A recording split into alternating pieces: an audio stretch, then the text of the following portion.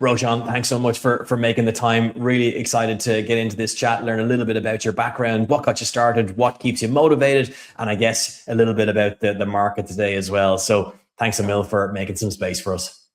Yeah, absolutely. I mean, thank you so much for having me on here. I feel this is my first podcast I've done for the crypto space, so I feel honored for you guys Amazing. giving me this platform to do this.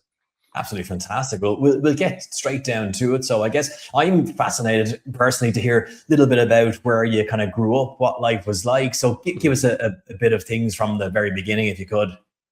Yeah, I mean to rewind the clock all the way back to the beginning, I was born in Sri Lanka. I'm in Toronto, Canada right now, but I was born. My dad was in Canada already. He was trying to get situated. So I was with my mom. I was living with my mom, my older brother, and my grandparents really.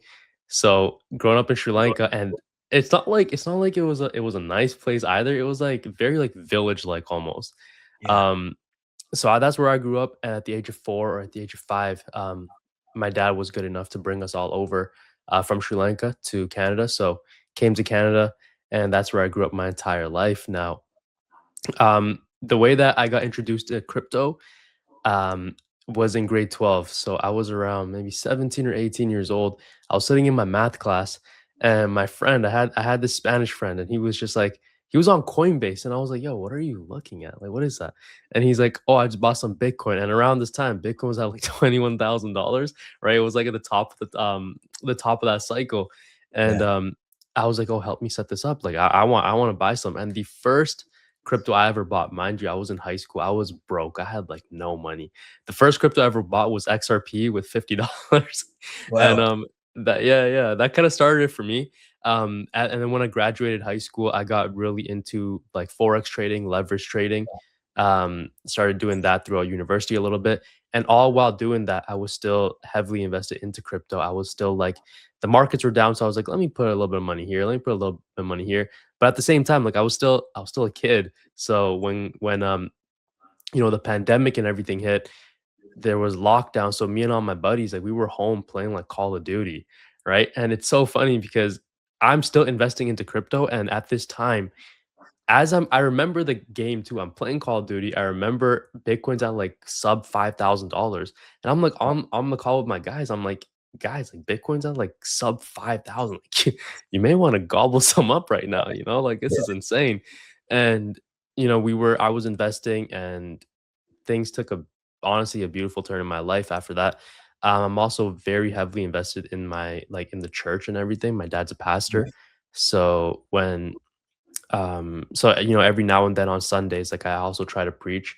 I think just communicating, just presenting things in general is something that I have a passion for.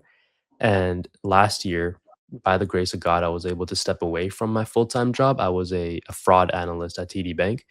And Wow. then, yeah, stepped away from that. And then I just went full-time into crypto and doing what I love right now.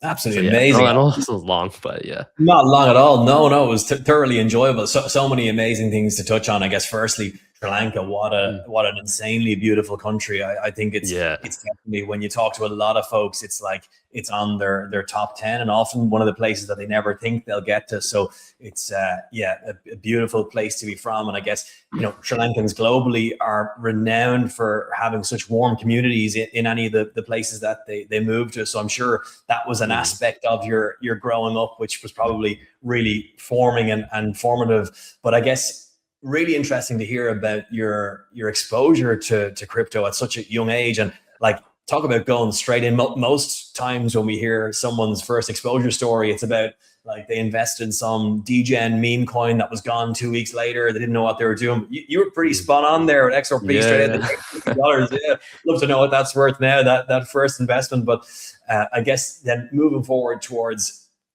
your time in TD Bank, would you say do you benefit now from those kind of hard years of working in like professional corporate, super strict? Mm. Do those disciplines now help you as a creator? Would you say? It definitely does, but I think I have a more appreciative mindset that I'm able to do this now, because Yeah. when I started at TD, again, I was in my second year of university. So I got a job in wealth management in banking. Yeah. and which I'm very grateful for. And then 2 years after that, I started working as a fraud analyst for the bank. And then, I was still working from home, so it was still a blessing. But every now and then, like I think once a month or once a week or something like that, I did have to step into office. Yeah. And, all this while, I was making pretty good money from crypto from my YouTube channel. Like I was doing well on the side, so I did not need the job. I kept the Yeah. job because at the end of the day, like I do come from a Sri Lankan background. So for my parents, they've kind of been sold that like the American dream is having like this Totally. stable Yeah. 9 to 5, doing this. So my mom was always like, "No, you're not leaving the job. Like you're keeping Yeah. the Yeah. job."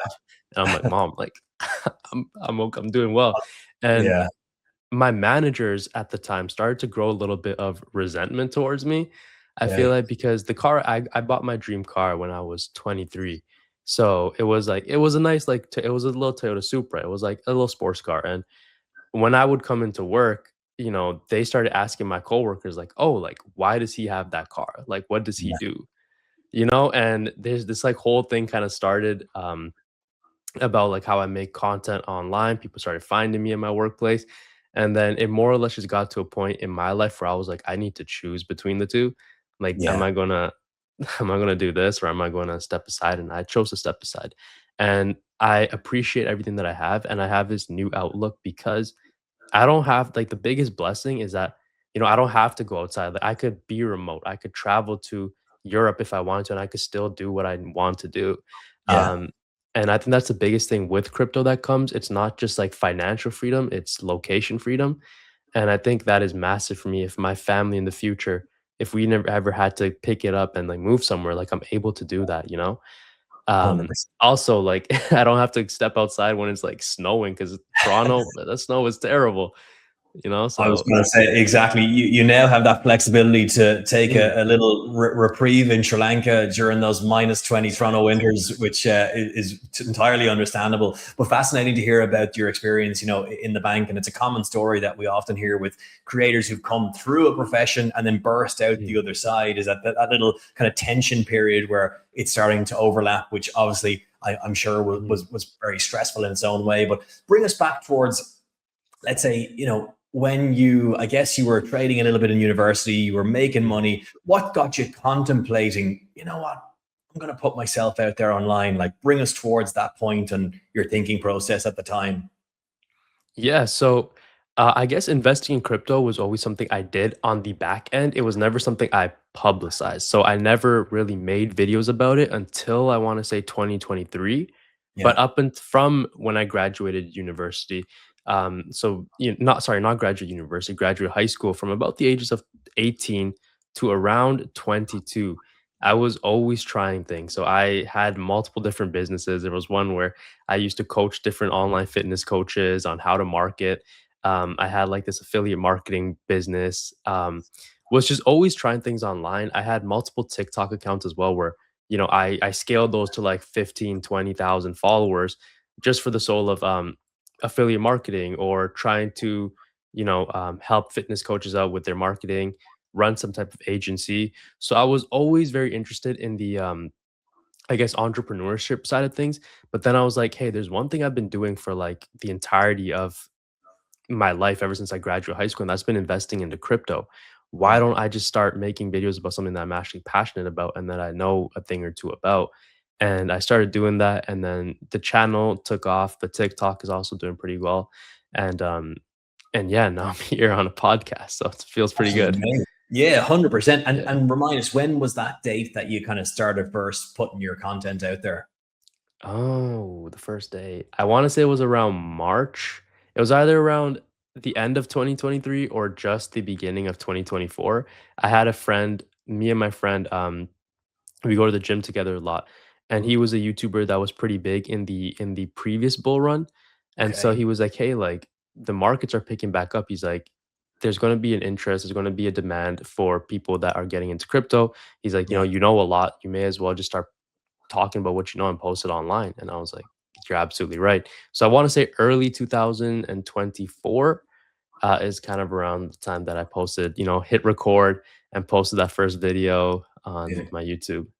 Absolutely amazing. And I mean that I commend you for, because obviously that can't have been Mm. easy at the time. You're working in a full-time job. I'm Yeah. sure there's a sense of, oh, will I do this? Will I not? So do you feel like having that kind of little bit of a positive nudge from your buddy, like given he was an authority in the space as such as a Mm. creator, was that really super helpful for you to go, you know what, I'm just gonna go do it?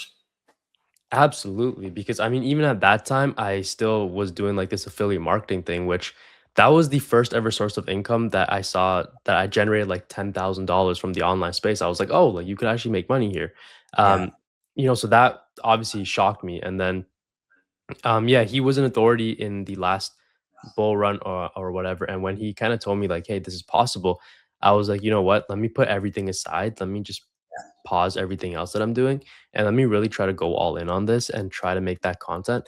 And the channel did start taking off. Obviously, there had to be a little bit of discipline and consistency and kind of build to it. It wasn't like, ooh, boom, posted the first video and like everything took off. It was a Of slow and course. gradual build up, but um everything that I did, I am so glad that I took that step and just started.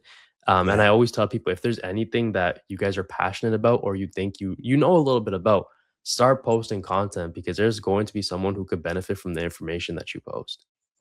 Exactly, and that's, I guess that's exactly it. It often gets forgotten about, is that, like, Mm. I think sometimes when someone's on that precipice, and this is why I'm always fascinated to hear the story of like that pivot junction point, because I Mm. think there's so many times where, potential creators get trapped in their mind thinking, no one wants to hear from me, or they don't think about the fact that regardless of your experience level, there's someone on the opposite side who is fascinated to learn from you, or they might, Mm. even if they might potentially learn something or more from someone else, they want to learn from you because you are you and you connect with them for whatever innumerable number of reasons and categories. So that's a really good reminder for anyone who's kind of out there on the fence about going after it. But coming back to yourself, more importantly, at what point, let's say, so that was kind of, let's say, early 24, late 23, early Yeah. 24, and you were sticking with things consistently. Give us, like, the picture 6 months in. Did you feel after kind of 6 months, okay, this is established? Like, were you producing content daily, or what did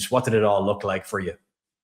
Yeah, so early, I want to say around mid 2024 when I was posting content, one of my crypto bags that I was holding on MetaMask, right? So a hot wallet, it actually got like I got my wallet drained for like $35,000, right? Jeepers. And I've been in the space since 2017, but like you're still susceptible to falling for scams and falling for things. So Yeah. I posted a video about, hey, I lost 35K and here's what you should do to not lose it. And that Yeah. video did really well. And I started building, community and just being transparent, Yeah. um, and just sharing like your crypto journey as well. Because a lot of people, they might see YouTubers and think these guys just have it figured out. Like these guys, they bought Bitcoin when it was at like $700. Like, no, that's not true. A lot of Yeah. us, we've been through trials, we've been through hills, we've been through valleys, and the reason that we're able to even talk about certain things is because we know what not to do. Yeah. So essentially, what I try to do is help people not make the same mistakes that I've made, whether it's like round tripping bags, clicking that silly link on X, and around mid 2024, the middle of 2024, when I lost one of those bags and got drained, I was really upset. I mean, like to me at the time, working at a bank, working corporate, and getting one of those wallets drained, for me, it felt like, wow, I just took a massive blow. Like this was Yeah. terrible. Yeah. Um, but I think the one thing that did help me to not give up or to not lose confidence in myself was my faith in God. I knew that regardless of what happens, like I knew that I was going to be okay. So I just, put my foot on the gas. I kept going. Yeah. Um, and then I think my biggest breakout with just crypto trading and my YouTube channel was early 2025. And so after I made like I had a really good month with crypto and with my YouTube and with everything. And I was just like, hey, I'm gonna go all in. And so I told my work, like, hey, I'm gonna do this. And at the time, my work was also giving me a lot of pushback. They're just like, hey, like you work corporate, you make crypto videos, like what's Yeah. going on? And Yeah. I was like, okay, well, the one thing I say is, am I going to grow older and regret not having gone full time, or am I going to just take that leap of faith And if it doesn't work out, I'll find another way, but I Yeah. don't want to live in regret. So that's the thing for me.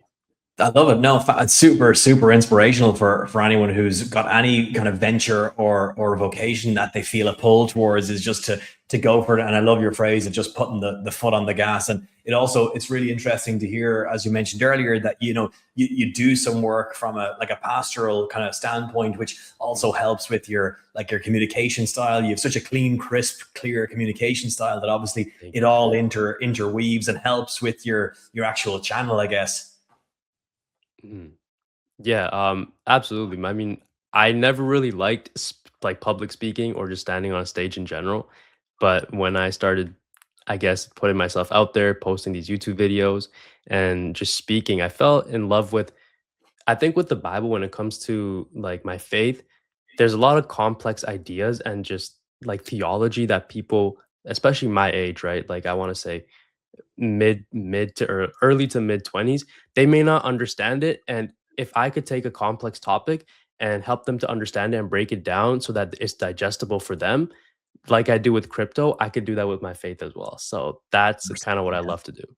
Yeah, for sure. That concept of simplification and then Mm, re communication is fascinating. So I guess, yeah, from that point then, 2025, you really, obviously, you felt, you knew this was like your full time kind of your direction. Had you started, I guess, once you left the bank, you'd probably started killing off any ancillary businesses and just giving like crypto kind of full focus at that stage. mm. Yeah, exactly. So um honestly, like after leaving my corporate job as well, it did cut back on a few expenses, right? Like my gas bill was lower because I was home all the time, and being Yeah, able to stay home and just build from home. That's also around the time where I also was like, I have more time on my hands. What more can I do? And then I yeah, was like, instead of just making these YouTube videos, let me also create my group. So I made my private Discord community as well. That did really well. I mean, I think at the peak when the markets were really well, it had over 100 members in there. So it was doing really well, and people were also crushing it. I mean, the most rewarding thing about that risk that I took was when there was this one member in my group. He was from Estonia, and he messaged me saying he made his average yearly salary in just 1 month of just following some buy and sell calls.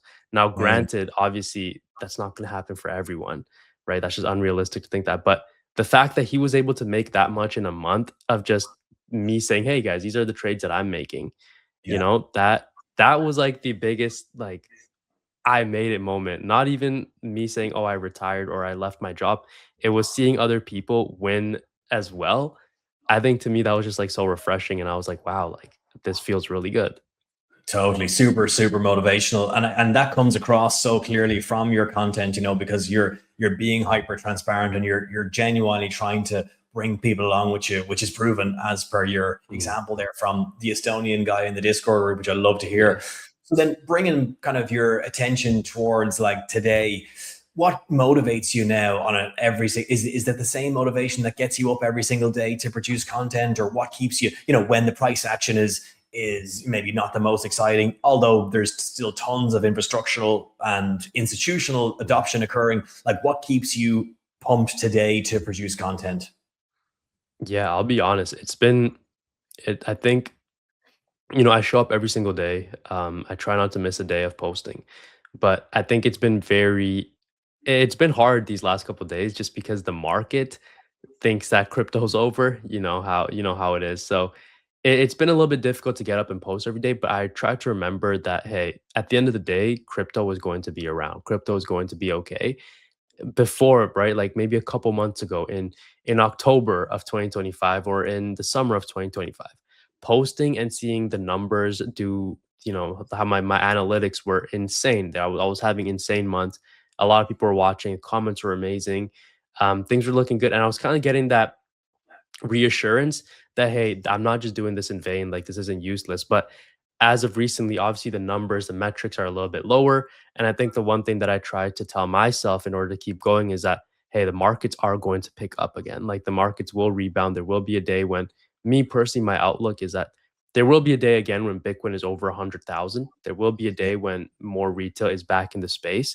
So for the people that are watching right now, they deserve for me to make content. Like I can't just disappear. I love doing this. I'm not gonna, take my foot off the gas pedal, like I said, and I'm going to keep pushing, regardless of what the numbers may seem like right now, because I know in the future that it's going to be worth it. 100%. And I guess from a pure unrelated to, let's say, crypto as your topic of focus as a creator, but just you as a creator, and a bit of an unusual question, but is there any aspects of being a creator that you would have never expected? Is there anything that you're surprised about now that you're a fully fledged professional creator essentially?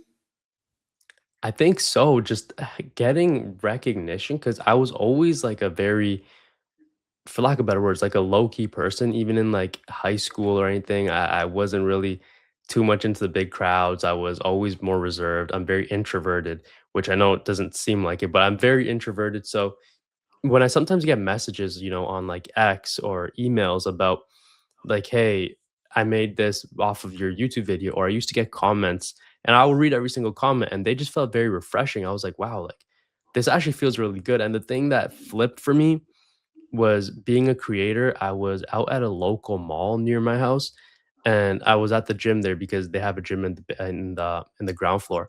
And then I came upstairs to do some shopping, just walk around, get my steps in. And then some guy comes up to me and he's like, "Hey, like you make videos about things like Toshi, right?" And I was like, "Yeah, I do."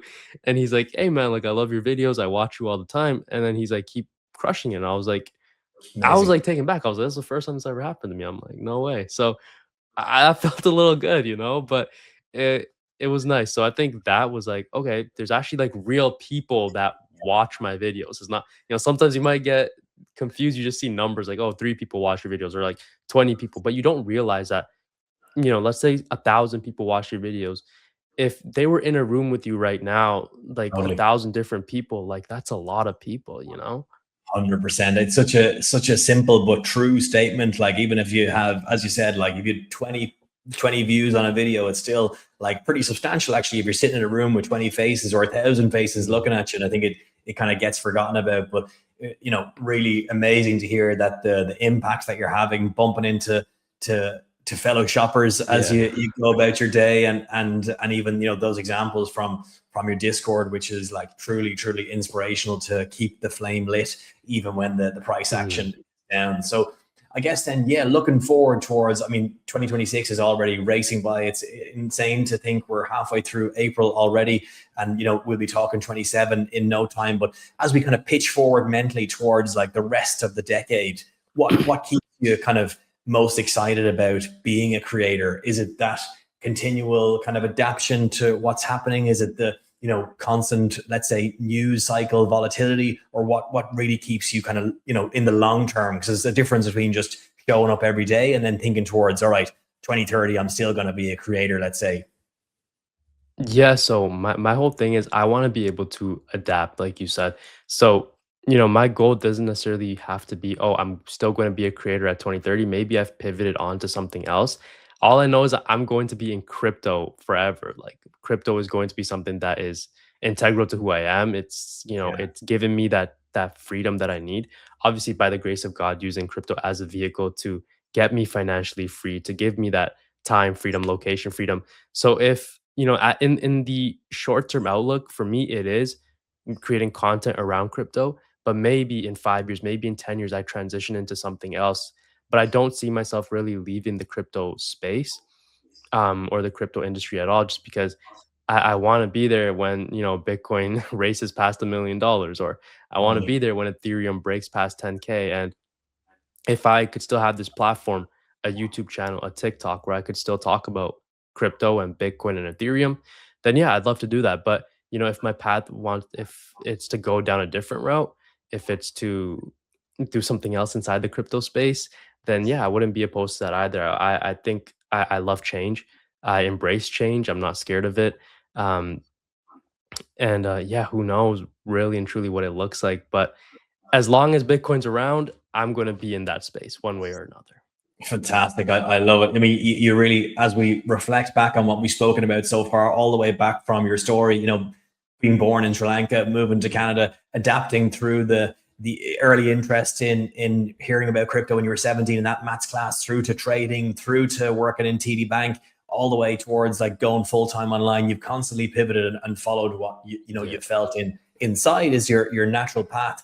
I guess as a final kind of question as we round up is, you've gained so much from putting yourself out there online. As you said, you're naturally actually kind of, the quieter guy. You're not necessarily the most out there, but you've done immensely well and you've impacted a ton of people. So you're a great case study to say, like, if you actually put yourself out there, you can build amazing relationships. You can have an amazing impact. What would be your advice to someone who's either thinking about becoming a creator in any space, not necessarily crypto, but on the fence, a little bit like you were with your buddy, or if they've kind of done it a little bit, but they haven't been consistent enough to make it, let's say, their full-time thing, shall we say? What would be your simple piece of advice for them? Yeah, so I think one of the biggest things a lot of feel about themselves is they might feel like they're an imposter. Like they might feel as if they're not good enough to tell somebody else what to do or how to navigate. And I once heard this saying that was like, if you're on page 7 of a book and someone's on page 1, like all the pages in between are obviously very valuable to that person. So it doesn't matter where you are in your journey of whether it's crypto, whether it's stocks, whether it's any niche topic that you're comfortable about, that you're passionate about, there is going to be someone that you know more than, and that person would love to hear from you. Um, I was always, I had several businesses. I even had this business where I used to customize shoes, right? Like paint on shoes because I was always a very Mhm. artistic guy. Um, and they did really well. Like, I got orders all across the world, and a part of me felt like I was an imposter. I was like, my work was good. My friends would tell me my work was good, but I was like asking myself, I'm like, why would people even buy from me? Like I felt like I wasn't deserving of it. Yeah, And then when you really get over that mental barrier where it's like, hey, people buy from you or people listen to you because they want to, obviously, because you're speaking to them, right? It yeah, may not just be about the information you say, but because you're a relatable person, because they like your personality, they're going to watch you. And I think one of the things that keeps me going is hearing just how much people get impacted by my videos, or just in my private group, hearing people talk about, how they tune into all my live streams, they watch all my videos. They put me on in their big TV while they're like eating dinner or something.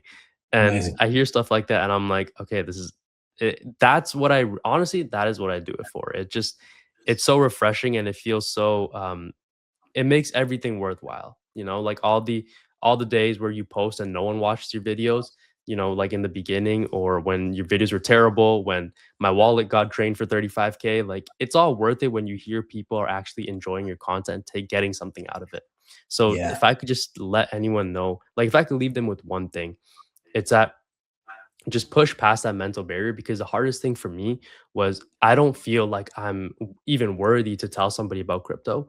But again, like if you're on page 7, if you're on page 8 of some type of book and somebody's still on page 1 or they haven't even opened the book yet, you could, that person would gain a lot of wisdom just from those 7 or 8 pages that you have. 100%. So well said, Roshan. Really, really appreciate it and appreciate your time massively. I'm excited to chat again in 12 months' time, see where the channel's Yeah. going. No doubt it'll continue to trend and rapidly grow upwards as it is. And yeah, just great to hear your story and the future prosperous success of it. Absolutely. Hey, thank you so much for having me on here. I really appreciate that. And yeah, I look forward to connecting with you again, brother. Thank you.